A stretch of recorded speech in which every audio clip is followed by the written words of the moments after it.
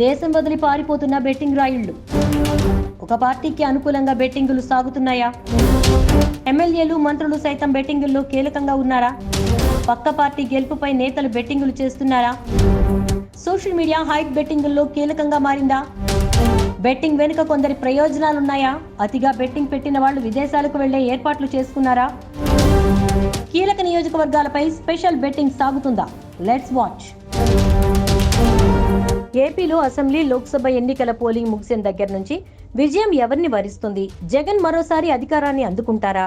కూటమి కుమ్మేస్తుందా అనే రకరకాల చర్చలు సాగుతున్నాయి. ఓటర్లు ఎలాంటి తీర్పు ఇవ్వనున్నారు అనే దానిపై ఎవరికి వారు విశ్లేషణలు చేసుకుంటున్నారు. ప్రస్తుతం నాయకుల భవితవ్యం ఈవీఎంలో నిక్షిప్తమైంది. ఓటర్లు ఏం తీర్పు చెప్పారనే విషయం మరో 2 వారాల్లోపే తేలిపోనుంది.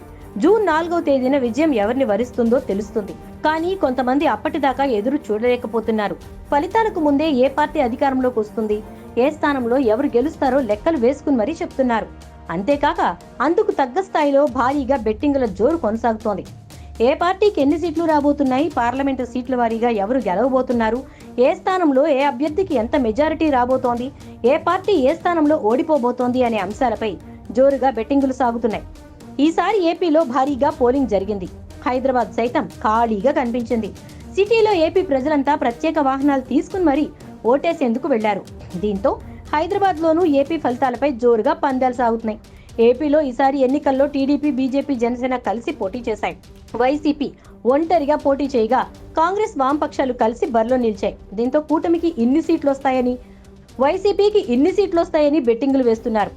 ఏపీలో మళ్లీ జగన్ ప్రభుత్వమే ఏర్పాటు కాబోతోందని ఇటీవల కేసీఆర్ వ్యాఖ్యలు చేశారు. దీంతో చాలా మంది వైసీపీ పైనే బెట్టింగులు కాస్తున్నారు. అలాగే పీకేతో పాటు కొన్ని సర్వేలు కూటమి వైపు ఉండటంతో కూటమి గెలుస్తుందని కూడా భారీగా బెట్టింగులు కాస్తున్నారు. ఈసారి జరిగిన ఎన్నికల్లో గతంలో ఎన్నడూ లేని ప్రత్యేక పరిస్థితులు కనిపించాయి. ఎన్నికలు అంటే ఖచ్చితంగా కనిపించే ఎజెండాలన్నీ తెరమరుగయ్యాయి. అలాగే భారీ స్థాయిలో నమోదైన పోలింగ్ ఎవరికి లాభం అనేది కీలకంగా మారింది. ఏదో ఒక పార్టీకి అనుకూలంగా లేదా వ్యతిరేకంగా భారీగా జరిగిన పోలింగ్ 2 పక్షాల్లోనూ ప్రకంపనలు పుట్టిస్తోంది. అదే సమయంలో బెట్టింగ్ రాయిళ్లకు ఈ పరిణామం ఇబ్బందికరమే. అయినా సరే ఏవో సర్వేలు నేతల మాటలను బట్టి బెట్టింగులు పెడుతున్నారు. జనసేన అధినేత పవన్ కళ్యాణ్ పిఠాపురంలో పోటీకి దిగడంతో ఆయన గెలుపుపై భిన్న అంచనాలున్నాయి. దీనికి తోడు టీడీపీ, జనసేన పొత్తు ప్రభావం ఉందో లేదో తేల్చాలంటే గోదావరి జిల్లాలే కీలకంగా మారిపోయాయి. దీంతో ఈసారి గోదావరి జిల్లాలపై బెట్టింగ్ రాయిళ్లు భారీగా బెట్టింగులు పెడుతున్నారు. ఉమ్మడి జిల్లాల్లో ఎన్నికల ఫలితాలపై సైలెంట్ గా బెట్టింగులు వేసేస్తున్నారు. ఈసారి ఎన్నికల పోలింగ్ సరళిని గమనిస్తే కూటమిలో పార్టీల మధ్య ఓట్ల బదలాయింపు బాగానే జరిగిందని భావించి కూటమిలో పార్టీల అభ్యర్థులు భారీగా బెట్టింగులు పడుతున్నాయి. తూర్పు గోదావరి జిల్లాలో వైసీపీకి 7 స్థానాల వరకు దక్కుతాయని అంచనా వేస్తున్నారు. ఆయా సీట్లలో వైసీపీ అభ్యర్థులకు అనుకూలంగా బెట్టింగ్ సాగుతోంది. మిగతా సీట్లలో కూటమికి అనుకూలంగా బెట్టింగ్ సాగుతోంది. పశ్చిమ గోదావరి జిల్లాలో గోపాలపట్నం, పోలవరం వంటి చోట్ల వైసీపీ, మిగతా చోట్ల టీడీపీ, జనసేన అభ్యర్థులకి అనుకూలంగా సాగుతోంది. ఇక్కడ 1:4 ఈక్వేషన్ తో బెట్టింగ్ సాగుతున్నట్లు తెలుస్తోంది. జూన్ 1న వెలువడే ఎగ్జిట్ పోల్స్ లో వచ్చే ఫలితాలను బట్టి ఈ ఈక్వేషన్లు ఇంకా పెరిగే అవకాశాలు కనిపిస్తున్నాయి.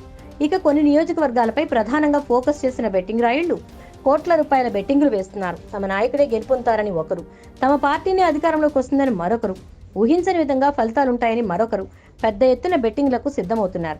ఇంకా ఫలితాలు రాకముందే కోట్ల రూపాయలు చేతులు మారిపోతున్నాయి. కీలక నియోజకవర్గంలో మెజారిటీ పైనే భారీగా బెట్టింగులు జరుగుతున్నాయి. గెలిచే పార్టీ ఎవరనే దానిపైన నియోజకవర్గాల్లో అభ్యర్థుల గెలుపు, మెజారిటీలపైన బెట్టింగులు సాగుతున్నాయి. కొన్ని చోట్ల డబ్బుకు బదులు భూములు, వాహనాలను సైతం బెట్టింగ్లో పెడుతున్నారు. ఉమ్మడి అనంతపురం జిల్లాలోనూ బెట్టింగులు సాగుతున్నాయి. తాడిపత్రి, రాప్తాడు, ధర్మవరం, అనంతపురం అర్బన్, హిందూపురం నియోజకవర్గాలపై బెట్టింగులు సాగుతున్నాయి. ప్రకాశం జిల్లాలోనూ ఇదే తరహా బెట్టింగులు జరుగుతున్నాయి. మెజారిటీ నియోజకవర్గాల్లో కోట్ల రూపాయలు చేతులు మారుతున్నాయి. పోలింగ్ ముగియక ముందు నుంచే బెట్టింగులు మొదలవగా కౌంటింగ్ దగ్గర పడుతున్న కొద్దీ ఇవి జోరందుకున్నాయి. కేవలం బెట్టింగ్ రాయిళ్లే కాక సామాన్య ప్రజలు కూడా బెట్టింగుల్లో భాగమవుతున్నారు. కొన్ని ఏరియాల్లో ఎవరికి ఎన్ని ఓట్లు పోలవుతాయనే విషయాలపైన పందాలు జరుగుతున్నట్లుగా తెలుస్తోంది. ఓట్ల లెక్కింపునకు ఇంకా 10 రోజులకి పైగానే సమయం ఉంది.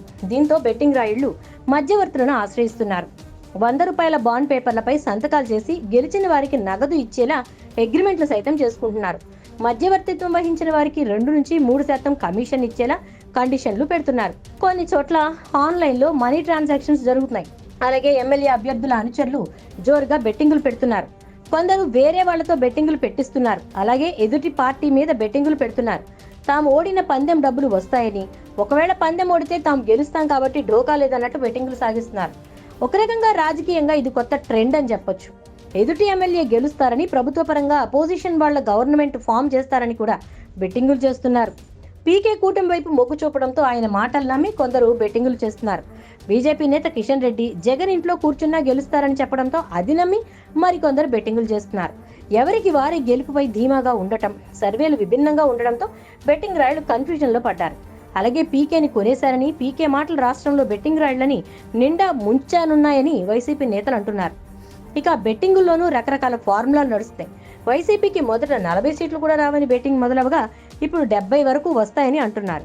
ఇక బెట్టింగ్లో టీడీపీ, ట్విట్టర్లో జనసేన ఓట్లలో వైసీపీ ముందంజలో ఉందని వైసీపీ నేతలు అంటున్నారు. దీంతో బెట్టింగ్ రాయిళ్లు అటు ఇటు కూడా కొందరు బెట్టింగ్ కాస్తున్నారు అని తెలుస్తోంది. ఇక బెట్టింగ్ రాయిళ్లు కొందరు భారీగా బెట్టింగ్ కాస్తూ ఉండటంతో ఫలితంగా తేడా కొడితే పరిస్థితి ఏంటి అని ఫారిన్ పారిపోవడానికి టికెట్స్ కూడా బుక్ చేసుకున్నారని అంటున్నారు. మొత్తం మీద రాష్ట్ర వ్యాప్తంగా సాగుతున్న బెట్టింగ్లు ఇప్పుడు రాజకీయ వర్గాల్లో సంచలనంగా మారాయి. మరి ఈ బెట్టింగ్లు ఎవరి కొంప ముంచుతాయో, ఎవరిని ఆనందంలో తేలుస్తాయో అనేది జూన్ 4న తేలనుంది.